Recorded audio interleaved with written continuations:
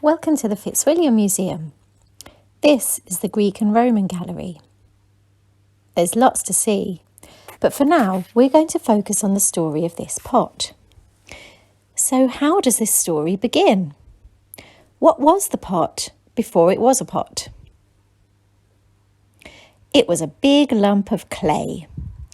Back in ancient times, it would have been someone's job to dig that clay out of the earth.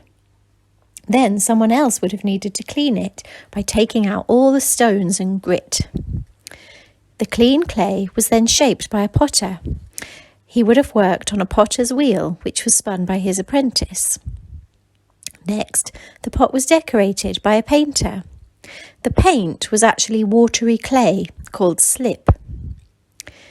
Now the pot needed to be baked or fired in a kiln.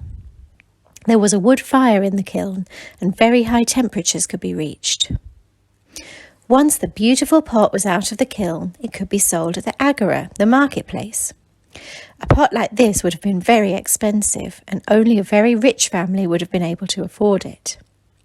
The man who bought it took it home and used it to serve wine mixed with water to guests at his parties.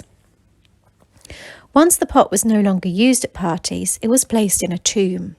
That meant that it was very well protected for many years. It was removed from the tomb by an archaeologist who wanted to learn more about the ancient Greeks by studying the things they made. The pot was then brought to the museum. A case was specially designed for it where it could be kept safely. The people at the museum wrote a label to explain a bit about the pot and where it had come from. And now you're looking at it.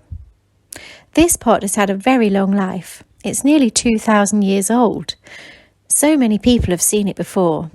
From the clay digger who first dug up the material to make it, to the craftsman who worked on it, to the party guests who admired it. And now it's your turn. You're part of this pot story now too.